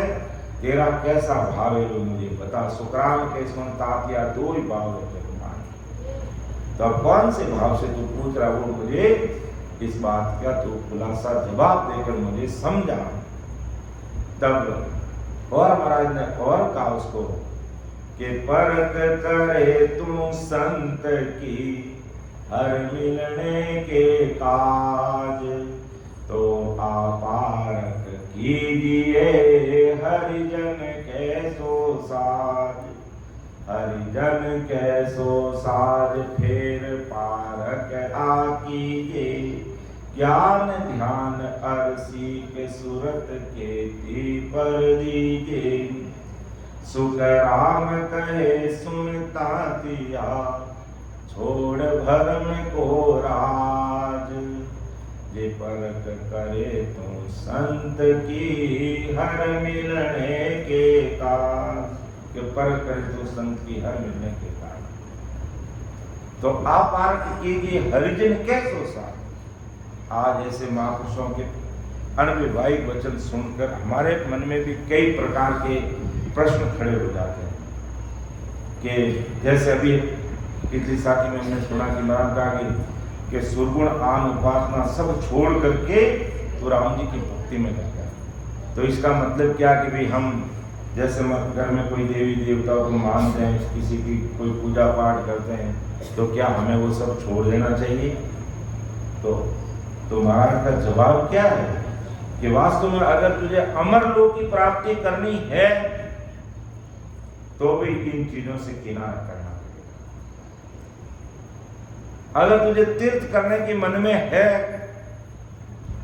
तो अंदर के तीर्थ कर। अगर तुझे इन देवी देवताओं से मिलना है तो मेरी भेद विधि से भजन कर। ये सब तुझे इस शरीर के अंदर मिल जाएंगे। लेकिन अज्ञानी जगत की इतनी बुद्धि काम करती नहीं है। बाहर के तीर्थों में जाकर के जो देवी देवता पहले हो चुके हैं उनका आकार, उनकी जो मूर्ति वहां रखी हुई है, हम उनके सामने नतमस्तक होते हैं, दंडवत होते हैं, प्रणाम करते हैं। तो महाराज माते हैं कोई बात नहीं भाई, तुम्हारा भाव है। हमारी भारतीय परंपरा संस्कृति है, मंदिर आस्था के केंद्र है, मैं उस पर कोई टीका टिप्पणी नहीं करता। लेकिन जिस तीर्थ पर जाते हो और वहां पर एक पत्थर की मूर्ति को नमस्कार करते हो, प्रणाम करते हो, और वही देवता अगर तुम्हें इस शरीर में तुम्हारे दर्शन के लिए अगर खड़ा हो जाएगा तो बड़ी बात कौन सी होगी, इस पर विचार करो। और ये विचार कोई नहीं करता। सभी संसार की, वो कहते हैं ना, भेड़ चाल चलते हैं। भेड़ चाल कैसे चलते हैं कि एक वीडियो देखा हमने, हाईवे रोड का वीडियो था, और हाईवे रोड पे वीडियो था तो एक जगह पर सफेद बड़ी पट्टी थी रोड पर। अब आगे चलने वाली जो लड़ी थी, सफेद पट्टी उस डमर की जो रोड बनी उसके ऊपर ही गति अवरोधक बना हुआ नहीं, स्पीड ब्रेकर बना हुआ नहीं था। लेकिन आगे वाले लड़ी क्या करती है, उस पट्टी को कूद के पार करती है। तो जितनी भी 100 लड़ियां थी सब उस पट्टी को कूद के पार करी, सब कूद के पार करी, सब कूद। जबकि कूदने की जरूरत ही नहीं थी वहां तो, वो तो केवल एक कलर किया हुआ था सफेद, कोई ठोकर भी नहीं थी। अभी स्पीड ब्रेकर या गति अवरोधक गोल गोल इतना बड़ा बना हुआ है, तब तो मन में विचार करे भाई कि इसके ऊपर चढ़ के नीचे नहीं उतरे, कूद के पार कर लें। लेकिन वो भी स्थिति नहीं थी, वो केवल कलर था। लेकिन आगे वाली लड़ी ने, आगे वाली भेड़ ने उसको कूद करके पार किया, तो आने वाली सारी जो भेड़ें थी वो सब कूद करके, जैसे मान लो सफेद पट्टी है और इधर से आई तो वही कूद रही है, वही कूद रही है, वही कूद रही है, राम राम साहब, वही कूद रही है, सब कूद कूद के उसको पार कर रही है। तब आज यही संसार के हालात है। आज संसार के क्या हालात है? यही हालात है कि हम कहां जा रहे हैं भाई, हम तीर्थाटन में जा रहे हैं। और तीर्थाटन कितना अच्छा हमारे परम आदमी रेस्पेक्टेड यूपी के सीएम साहब योगी साहब ने कराया, जिसमें कहते हैं 50-60 करोड़ भाई बहन वहां गए। अच्छी बात है, हमारी भारतीय परंपरा संस्कृति धरोहर है, और 3 नदियों का वह त्रिवेणी संगम है, और 50-60 करोड़ भाई बहन वहां गए। अगर उन भाई बहनों को कह दें कि अगर वो तुम्हारा त्रिवेणी संगम, जब तुम महाराज की वेद विधि से भजन करोगे और बंकनाल का मार्ग खुलेगा, 21 सुर को पार करोगे, धर्मराय के लोक में आओगे, तो ये ईड़ा हमारे डावे हाथ की तरफ, पिंगला हमारे जीवने हाथ की तरफ, और हमारा जो 10वां द्वार है उसके नीचे से सुखमना होकर के ये क्या आएगी, यहाँ पर गंगा, यमुना और सरस्वती, ये त्रिवेणी संगम हमारा यहाँ होगा। और ये त्रिवेणी संगम करने की कोई बात कह दी तो समझ लो माथे में लठ मार दिया। और वास्तव में यही त्रिवेणी संगम हमें करना पड़ेगा, तब महाकाल के दुखों से हमारा छुटकारा होने वाला है। बाकी बाहर के त्रिवेणी संगम में आप एक बार नहीं 100 बार नहाओगे तो भी अमर लोक नहीं पहुंच पाओगे। ये 101% बात पक्की है। ठीक है, हमारे छोटे मोटे कर्म जरूर गड़ जाते हैं, कट जाते हैं, लेकिन वो भी बड़े बड़े जो कर्म हैं वो वहां नहीं कटने वाले हैं। गंगा स्नान भले ही हम जिंदगी में 1000 बार कर लेंगे तो भी बड़े बड़े संचित कर्म वहां जाने से हमारे मिटने वाले नहीं, वो जाने से टूटने वाले नहीं। तब ये संतों के 92 वाइट वचन कोई भाग्यशाली नहीं, परम भाग्यशाली भाई बहन अगर इन 92 वाइट वचनों को सुन लेते हैं तो वो फिर त्रिवेणी संगम में जाके स्नान नहीं करेगा, वो अपने शरीर में स्नान करेगा, वो सदा सुखमना में नहाएगा और सारे तीर्थ इस घट में करेगा। जितने तीर्थों में जाते हैं वो देवता तुम्हें पूरे शरीर के पीछे के स्वर्ग लोक में 21 रूप मिल जाएंगे वो सब, और वो खड़े होंगे और उल्टे तुम्हारे दर्शन चाहेंगे। कितनी बड़ी बात है। और हम क्या करते हैं, इस खंड में धरा धरती पर वहां जाकर के केवल उनके आकार को नमस्कार करते, उस आकार को प्रणाम। ठीक है, हमारा भाव है, लेकिन वास्तव में अगर तुम उनसे मिलना चाहते हो तो इस घट में उनके दर्शन करो, वो सब मिल जाएंगे तुम्हें, कोई देवी देवता बाकी नहीं रहेगा। लेकिन इतने गहरी विषय की बात जगत में इन 4 वेदों के ज्ञान में, इन 6 शास्त्रों में, 9 व्याकरण में, 18 पुराण में मिलता नहीं है।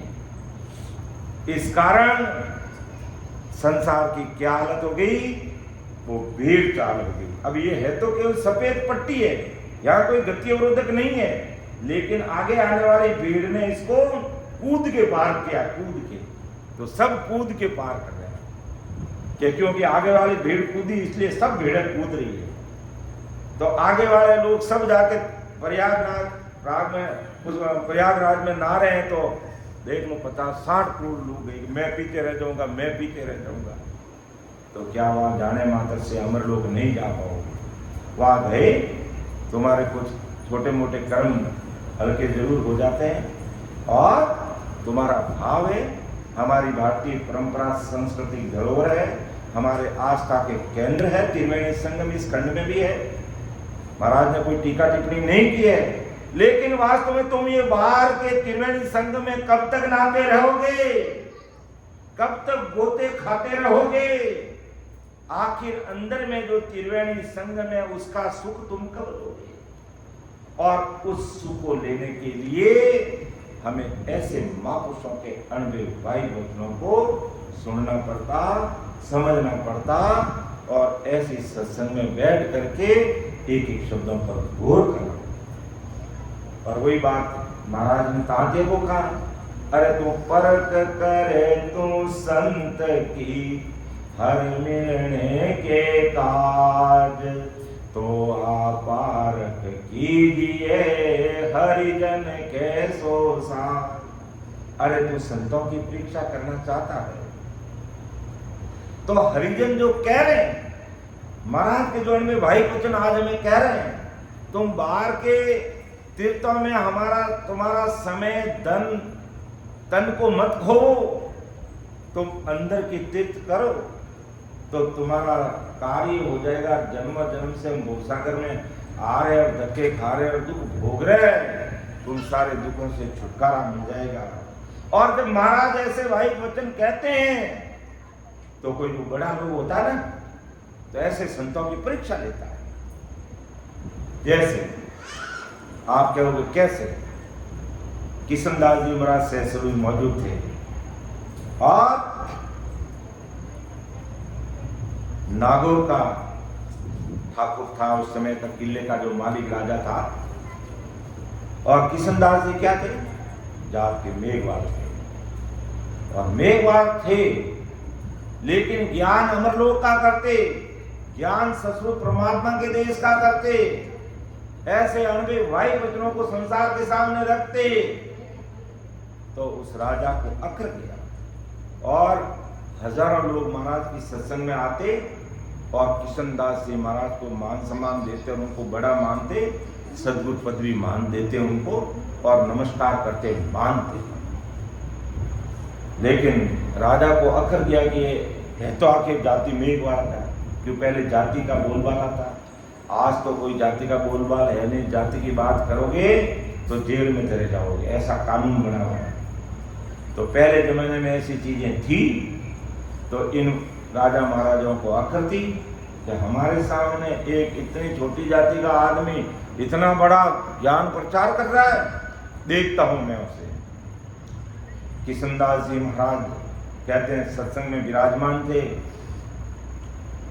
और सत्संग सभा में बैठे थे, सत्संग ले रहे थे, तो है जो तत्कालीन नागौर का जो भी राजा, मुझे नाम ध्यान नहीं है, वो वहां पर आया। ये बात नमस्कार करना, प्रणाम करना, वेद की बात पूछना, ये तो बातें गई दूर, और सीधा आया और सीधा आया, एक तरफ उठ जाटने, अरे हटने एक बार कर जा, जब वो भरण जल दे एडो कोई डिस्टर्ब करने, पानी प्यास लागे नहीं, पानी उठने पिलाना, अपनी संगतरी मर्यादा आई है, जिसको भी प्यास लगे पानी लेके पी लीजिएगा। हमारी ये सत्संग की मर्यादा, हम यहाँ बैठा बैठा पानी पिलाएंगे तो पानी पीते रहेंगे, फिर थोड़े दिनों के बाद में चाय की व्यवस्था हो जाएगी। जैसे अमल, तंबाकू, बीड़ी, सिगरेट, चाय चलता है ना सत्संग में, यहाँ कुछ नहीं चलता है। यहाँ चलता है रोटी सब्जी चलती है, और वही सत्संग से पहले चलती है, सत्संग शुरू होने के बाद में कुछ नहीं चलता है। इस बात का विकास ध्यान रखेंगे। कोई बात नहीं, आपने अच्छा काम किया है कि खाना खाया हुआ है, प्यास लगी होगी, कोई बूढ़े बुजुर्ग नहीं उठ सकते तो थोड़ा इशारा कर देना कि भाई थोड़ा हमें पानी पिला दो, तो पिला देंगे, ऐसी कोई सोगन नहीं है। लेकिन सबको तो भी पानी ना, भी इनको कहा कि आप पानी पियो, इनका मैं तो नहीं पी रहा हूँ, तो तुम भी पानी पियो, तुम भी पानी पियो। फिर ये प्रियंका जी खड़े होंगे, इनको कहे तुम भी पानी पियो, तुम भी पानी पियो, सब पानी पीते पीते रहेंगे, मेरा ध्यान सब इनके पानी में ही चला जाएगा। तो जिनको भी प्यास लगे, कैंपर भरा हुआ है, पड़ा है, ये बच्चों लोगों को दूर कर दो, इसको गिरा देंगे या इसमें हाथ डालेंगे और पानी पी लीजिएगा। और कोई सीनियर सिटीजन नहीं उठ पाते हैं तो उनको पानी पिला देना, ठीक है। बूढ़ा आदमी है तो उनको पिला देना, कोई बात नहीं, अच्छा काम किया तुमने।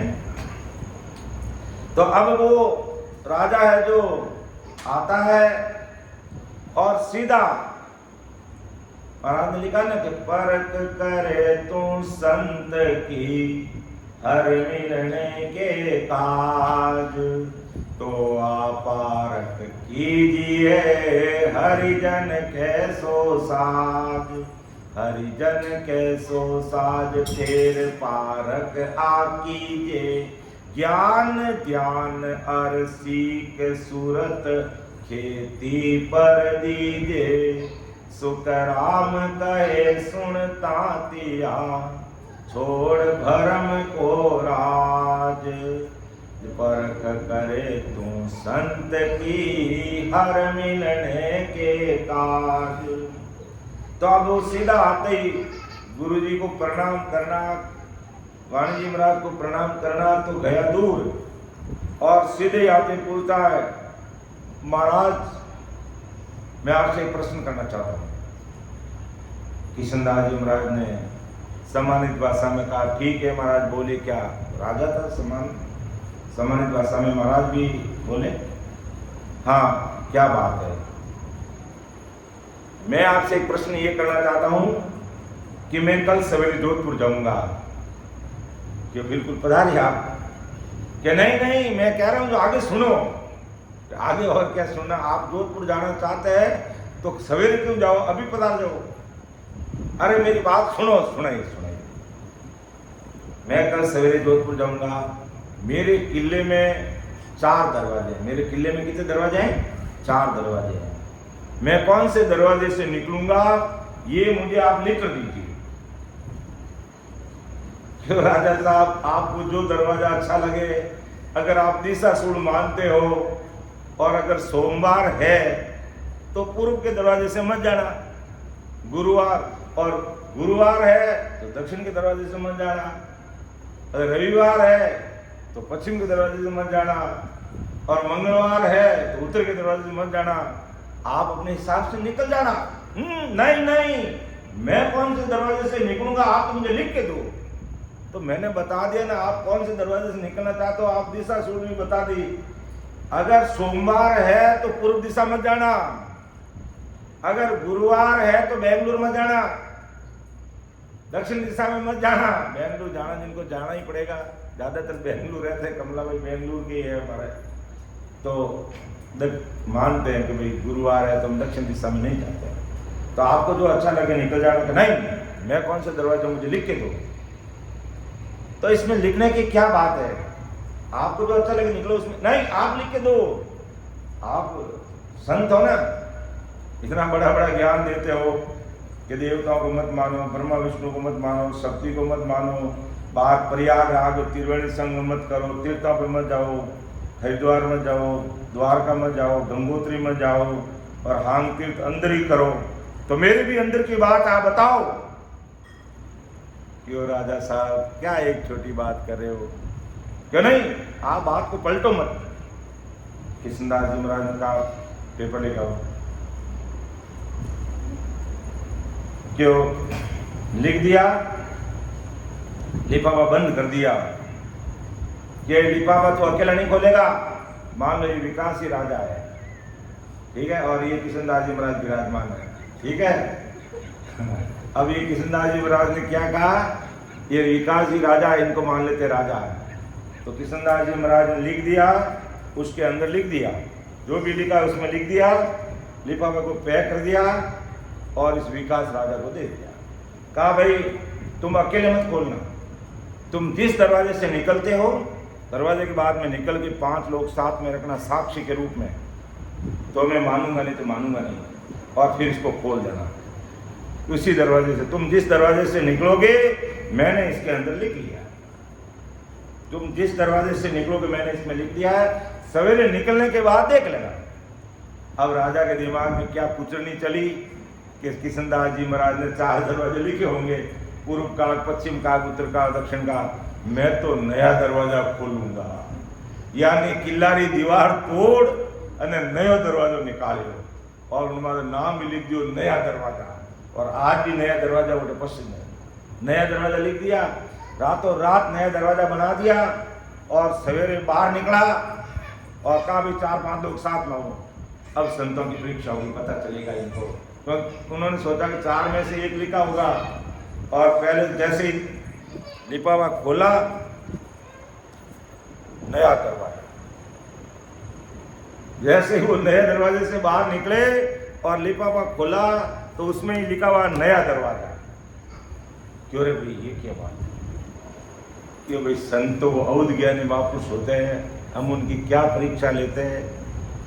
फिर राजा बड़ा विचार में पड़ गया, क्यों मैंने भारी गलती की है। फिर कृष्णदास जी महाराज के चरणों में आते हैं और नतमस्तक होते हैं कि महाराज मुझे आप क्षमा कीजिए, मुझे माफ करना, मैंने आपको पहचाना नहीं, और मैंने ऐसे ही तानाशाही वर्ती से आपकी परीक्षा लेनी चाहिए, लेकिन अब मुझे माफ कर देना। और वो महाराज के चरणों में नतमस्तक हो गया। तो यही बात महाराज तांते को कह रहे हैं कि तांतिया तू है जो इतनी भारी बातें पूछ रहा है, तो इसका कारण क्या जो संत कह रहे हैं, अर्थात आज महाराज का जो ज्ञान हमें जो कह रहे हैं, ज्ञान हमें क्या कह रहा है, हमें उसको पहचान कर, उसको पकड़कर, हृदय में समझकर भजन में लग जाना। कि तू आप पारक कीजिए हरिजन कैसो साथ, तो आप पारक कीजिए हरिजन कैसो साथ। मतलब महाराज के अणबे भाई वचन आज हमें क्या कह रहे हैं, उन भाई वचनों पर खरा उतरना है। और हरिजन कैसो साध फिर पारका कीजिए। और क्या परीक्षा करनी, ज्ञान ध्यान हर सीख सुरत खेती पर दीजिए। यही ज्ञान ध्यान को सीखकर तेरी सुरती खेती पे लगा दे। अर्थात आते जाते सांस में सिमरण करना शुरू कर दे, भजन करना शुरू कर दे। सुखराम के सुनता दिया, छोड़ भ्रम का राह, तेरे मन के सारे भ्रमों को छोड़ दे। परख करे तू संत की हर मिलने के कार, तो आप पार्क कीजिए हरिजन के संसार। अर्थात महाराज के हरिजन का मतलब महाराज के अनबे भाई वचन आज हमें क्या कह रहे हैं, उन वचनों पर हमें खराब करना। और किशनदास जी महाराज की और बात, जब महाराज टोंकला में रहते थे तो वहाँ का ठाकुर भी बड़ा तेज था। किशनदास जी महाराज की भक्ति का इतना तेज और भक्ति का इतना भारी पराक्रम था, भक्ति का इतना तेज और इतना भारी पराक्रम था कि सब टोंकला कौन सा, किशनदास जी महाराज का। आज भी अपन टोंकला का मतलब क्या, Tonkla is equal to Kishandas ji Maharaj, Kishandas ji Maharaj is equal to Tankla, यानी टांकला मतलब किशनदास जी, किशनदास जी मतलब टांकला। तो ठाकुर को बात आकर की कि मैं मौजूद बैठा गांव का ठाकुर और मेरे नाम से कोई टांकला जानता ही नहीं है, इस गांव का ठाकुर तो मैं हूं। और ये जात का मेघवाल, इसका नाम का गांव का नाम हो गया टांकला, किसका, किशनदास जी का। टांकला किसका, किशनदास जी का। सेठ साहब से इतने है जो ठाकुर साहब से रहा नहीं गया, उन्होंने भी ठाकुर साहब से क्या की है, जो संतों की परीक्षा लेनी चाहिए। और जेठ का महीना में जाई और किशनदास जी महाराज कहने विपरीत कालीन विनाश बुद्धि कहते हैं ना, जब विपरीत परिस्थितियां आ जाती है आदमी की तो उसकी बुद्धि काम नहीं करती है। तो किशनदास जी महाराज को जेठ के महीने में जाकर के कहा कि मने मतीरो और बाजरे खूब। जेठ के महीने में किशनदास जी महाराज ने कहा, रे भाई अभी तो जेठ का महीना आषाढ़ आई, पचे मतीरा भी रही, फूंक भी आई, तो अभी जेठ के महीने में कह रहा मतीरो दो और मैंने बाजरे फूंक दो। किशनदास जी महाराज को एक बार और मैं तुझे सोचने का मौका देता हूं, तो और कोई मांग ले, गांव का पूरा कल्याण मांग ले कि पूरे मेरे गांव को परम मोक्ष में भेजना है, तो मैं सबको वेद विधि से भजन करा के सबको मोक्ष में भेज दूंगा। तेरी आत्मा का कल्याण करना है तो वो मांग ले, मैं तेरी आत्मा का कल्याण कर दूंगा, भक्ति करा के तुझे भजन करा के परमात्मा के देश में भेज दूंगा। तू परमात्मा के कल्याण के लिए कुछ भी मांग ले, मतीरा फूंक मांग के करेगा क्या? नहीं, मुझे तो दीजिए। ठाकुर हुकुम ठाकुर भाई, ठाकुर हुकुम ठाकुर। ऐसे ही राज रजवाड़ा था पहले, नहीं माना बात तो घने में पीले सीधा बेमौल मारे, तलवार चलाता जेज नहीं करे। किशनदास जी महाराज ने ससुर परमात्मा से अरदास करके अपना जो बैग था उसमें से हाथ डाल करके सबों पहले वो मतीरो निकाले हुए खेला में, क्यों ये ले मत्ती रो, ये मत्ती रो कि थारा आज बाद में की मत रो। तो उन्हें कोई औलाद थी नहीं पहले ही, और उन बाद में भी मत्ती रो, कोई औलाद नहीं। 7 पीढ़ी तक दत्तक पुत्र लेने, गोद ले लेने काम चले, 7 पीढ़ी तक। क्यों मत्ती रो, लो मत्तीरो ले उन्हें, वो मत्तीरो दे दियो, आगे भागे मत्तीरो दे दियो जेठ महीना में, और तेरे बाजरो फूंक भी दे दियो। तो भी उन्हें मंदिर में इन्हें ओछी बात आएगी, क्यों रे वो तो मारो तो पानी उतार दियो, वो तो मतीरो भी दे दियो, बाजरो फूंक भी दे दियो, अब कहीं करा अबे तो की बोले इन्हें तो गर्दन काट आ गया, मारो मौको देने। क्यों कि किशनदास जी महाराज टोंकला से नागौर करीब 30 किलोमीटर दूरी है, करीब पक्की मैंने भी याद को नहीं, करीब है। तो पैदल जाते सत्संग कार्यक्रम के लिए, आज तो अपन हाजिर गाड़ी घोड़ा सब है, वहाँ पैदल जाते और पैदल आते। तो ठाकुर ने मन में क्या बात विचार ली कि जब ये टोंकला से नागौर पैदल जाएंगे, रास्ते में मैं इनका काम तमाम कर दूंगा, ऐसा विचार करके निकला। कहते हैं किशनदास जी महाराज टोंकले से निकले और 25 कदम दूरी पे वो ठाकुर घोड़े पर बैठ करके तलवार लेकर के घोड़ी को दबा रहा है। पीट रहा के घोड़ी दौड़ रही, पसीने पसीने हो रही है, लेकिन 20-25 कदम की जो दूरी नागौर तक पूरी नहीं कर पाया। दौड़ते दौड़ते दौड़ते दौड़ते थक गया, पूरी नहीं कर पाया। किशनदास जी महाराज आराम से जा रहा है, वो पीछे दौड़ रहा है, लेकिन किशनदास जी महाराज के पास नहीं पहुंच पाया। क्यों? ठीक है, सत्संग करने के बाद जब वापस निकलेंगे उस समय देख लूंगा। अब वही हाल में वापस निकले, वही 25-30 पाउंड की दूरी, और फिर वापस निकले तो इतनी की इतनी दूरी रही। घोड़ी भी घायल होगी कि घोड़ी को मार मार के भगाया, उसको दौड़ाया, लेकिन किशनदास जी महाराज के बीच की दूरी को वो घोड़ी पूरी नहीं कर पाई। और किशनदास जी महाराज वापिस टोंकले आ गए, और जो तालाब है टोंकले का, उस तालाब की पाल पर आकर के किशनदास जी महाराज ने पीछे देखा, तब तक घोड़ी के प्राण पंखे उठ गए। घोड़ी उस पाल पर गिर गई और मर गई, और ठाकुर नीचे उतर के एक तरफ खड़ा है। किशनदास जी महाराज ने एक शब्द कहा कि बेचारे इस अनमोले जानवर को क्यों मारा रे तूने? दुश्मनी तो मेरे से थी, इसको क्यों मारा तूने? और किशनदास जी महाराज के वो हाथ नहीं लगा सके।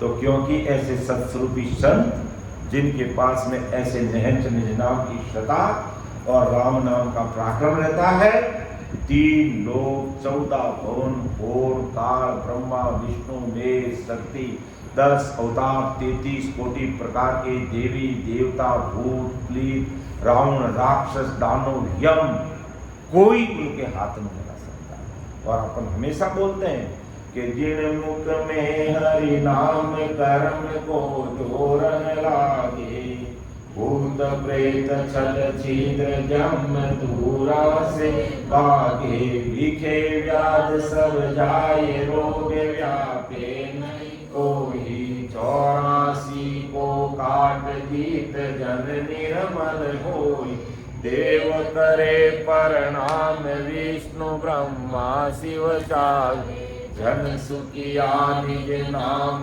ब्रह्म के माय मिलावे। ये राम जी के नाम का पराक्रम है। आज अपन बैठ के 1 घंटे 2 घंटे 3 घंटे, कोई भाई बहन 4 घंटे करते हैं, कोई भाई बहन 5 घंटे करते हैं, कोई भाई बहन आधा घंटा ही करता है।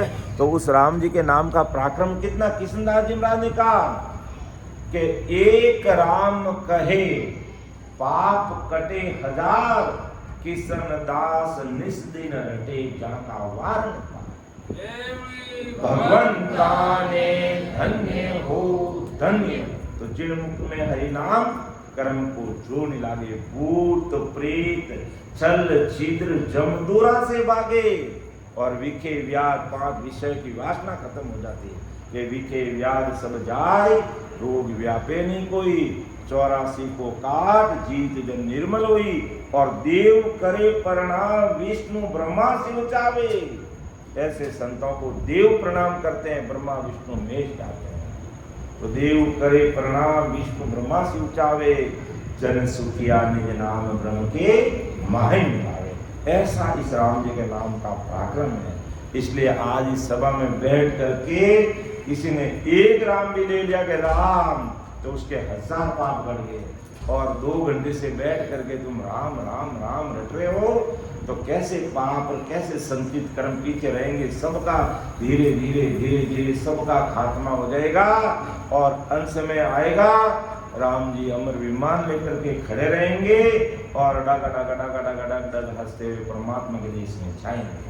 तो ऐसे महाराज ने उस समय तात्या को समझाया कि तुम अगर संतों की परीक्षा करना चाहता है तो संतों के अनवैवाहिक वचनों को सुन समझ और भजन में लग जा। कभी 84 में नहीं जाएगा, देवताओं के लोक में नहीं जाएगा, स्वर्ग में नहीं जाएगा, सीधा अमर लोक जाएगा। तो हमें सीधा मर्तलोक से अमर लोक जाने का काम करना है, ऐसे महाराज के अनवैवाहिक वचनों को सुनकर। आज धन्यवाद हमारे लाबू जी और इनके बेटे हमारे मनोहर जी, विकास जी, मयंक जी, मोनिका बाई जी, पूरा परिवार को कि आज हमारे लिए ऐसे 4 दिवसीय सत्संग, सिमरन, सेवा और ज्ञान चर्चा का प्लेटफॉर्म रखा है, और वो भी किस लिए? नए गृह प्रवेश के निमित्त। जगत के अनुसार लोग खूब खटपटे करते हैं, लेकिन कहा नहीं, यहाँ पर ऐसे अणबे भाई बहनों की सत्संग रहेगी, हम सब भाई बहन बैठ के सिमरन करेंगे और उसी से हमारा ये गृह प्रवेश का कार्य प्रारंभ होगा। तो बहुत बहुत आभार पूरे परिवार का। आपकी सत्संग में बोलने समझाने में मेरे से कोई भूल चूक रह सकती है, आप उसको अन्यथा मत लेना, छोटा भाई समझ करके मुझे क्षमा करना। तो सुन जो मैं निर्दोष हूँ, घाट बांध जस हो, तुम हर बोल हार हो, क्या जानेगा कोई। परम दयाल अनंत सुख सम्राट अति सद्गुरु, सर्वात्माओं के सद्गुरु, सर्व सृष्टि के सद्गुरु, सद्गुरु सुक्रांति महाराज ने धन्य हो धन्य। राम सभा में राम महाराज सभी राम सुने भाई बहनों को मेरा बारंबार कोटि कोटि राम राम सा प्रणाम। अब हम सामूहिक रूप से एड्रेस बोलेंगे। आज हमारे सीता भाई जी का साइज स्वास्थ्य थोड़ा कोई नरम लग रहा है, तो अपन